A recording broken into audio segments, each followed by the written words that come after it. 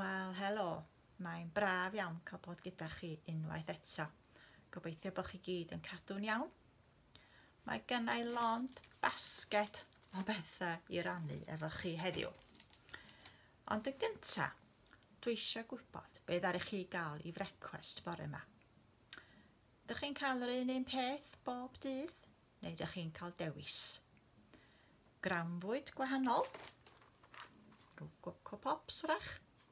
Neu dych chi'n cael tost? Neu be am uwd? Mae'n dwydd uwd yn dydi. Pa fwyd dych chi'n hoffi? Os ganddo chi hoff fwyd?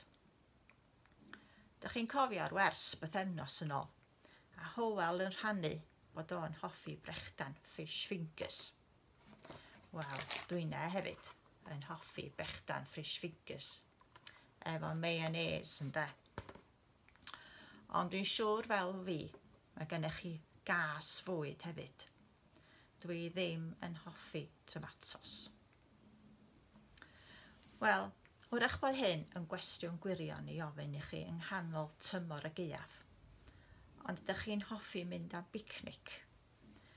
Mae rhywun yn meddwl am dwydd braf a lan y môr wrth feddwl am bicnic. Mae'n siŵr bod gennych chi hoff le am bicnic hefyd. Ar ben mynydd, wrth lan afon, neu jyst tu allan yn yr ardd yn braf hefyd yn dydi. Rhaid fi gyfaddau, does dim byd tebyg na chael picnic yn y Caer Gwair, yng nghanol y bêls a oglau gwair yn crasu. O, fendigedig. Ond y cwestiwn pwysig ydy, pa fath o bwyd ydych chi'n cael mynd efo chi ar y picnic? Mae hwnna'n gwestiwn anodd. Pa lenwa di'r frechdan? Pa flas creision? Caws a ionyn i fi bob tro. Pa ddiod? Pa ffrwyth? Rargol, dwi ar lwgu yn sôn am yr holl anteithion yma. Oedd rhyfedd iawn, stori am bicnic a bobl llwglyd sy'n ganddo ni heddiw. Dych chi gyd yn adnabod y stori ac wedi ei darllen neu eich clywed sawl gwaith dwi'n siŵr. Ond mae werth ei ail adrodd yn tydi. Gadewch ni wrando arni rwan. Dyma ni, Beibil gennai yn y basged. Ac enw'r stori ydy Y Picnic Mawr. Roedd hi'n mynd yn hwyr. Drwy'r dydd, fe fydd llawer iawn o bobl yn gwrando ar Iesu. Erbyn hyn, roedd pawb wedi blino ac eisiau bwyd. Does dim bwyd, dim byd yma iddyn nhw i fwyta, meddai ffrindiau arbennig Iesu. Allan yn y mynyddoedd yr oedden nhw, yn bell o bob man. Rhaid nhw fynd i fferm neu bentre i bynnu bwyd. Beth am i chi roi bwyd iddyn nhw, meddai Iesu. Allan ni beth brynu bwyd i'r rhain i gyd? Fe fyddai'n costio gormod o lawer, meddai Philip. Roedd mwy na 5,000 o bobl yno. Gofynnwch iddyn nhw os ganddyn nhw fara, meddai Iesu. Felly aeth ffrindiau arbennig Iesu o gwmpas y bobl i gyd. Oes ganddo chi fara? Oes ganddo chi fara? Ond dysgwyd eu pennau yr oedd pawb. Heblaw am un bachgen bach. Roedd ganddo 5 oroliau bara a 2 bysgodyn bach ar gyfer ei ginio. Aeth Andreas a'r bachgen bach at Iesu. Dyma ti fachgen efo 5 oroliau bara a 2 bysgodyn bach, ond dydyn nhw ddim yn ddigon i'r bobl yma i gyd. Roedd y bachgen bach eisiau bwyd. Edrychodd ar ei ginio ac edrychodd ar Iesu. Heb ddweud gair, rhoddodd y rholiau bara a'r 2 bysgodyn bach i Iesu.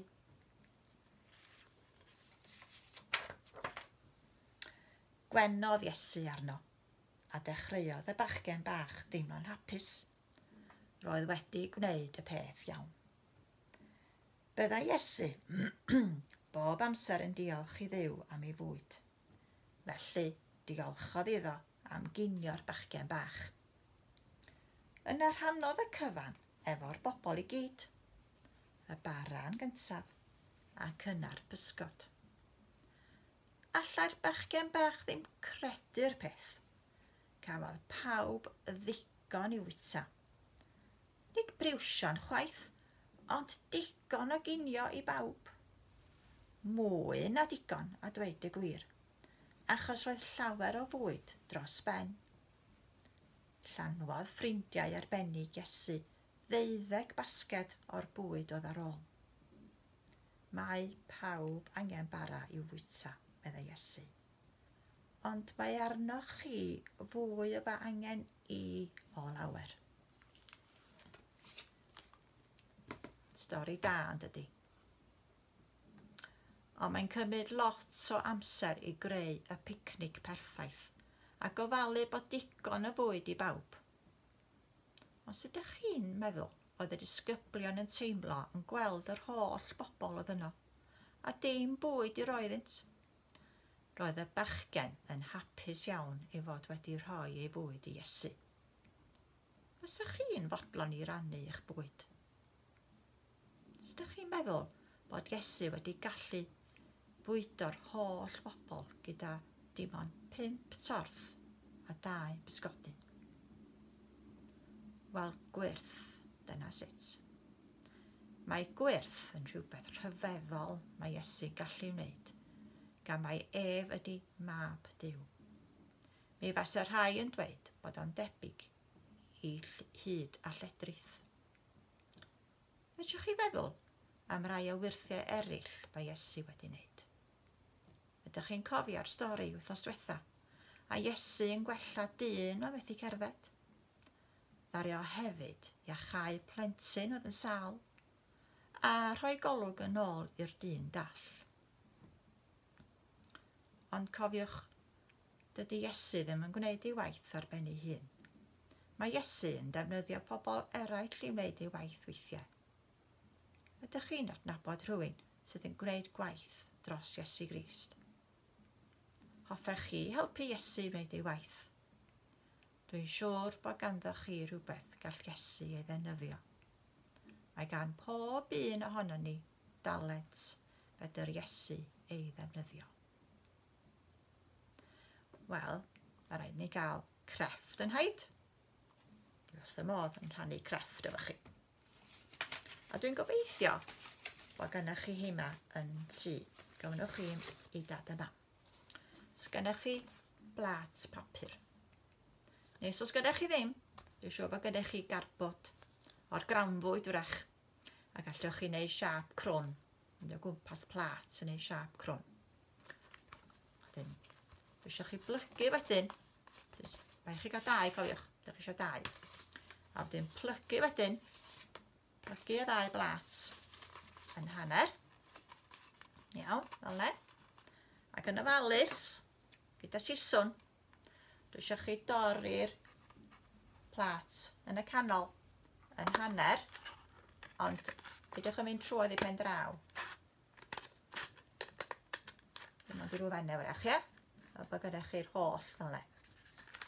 A wedyn, os oes gyda chi blat papur, mae'n handi, mae gyda chi wrach llinell i ddilyn.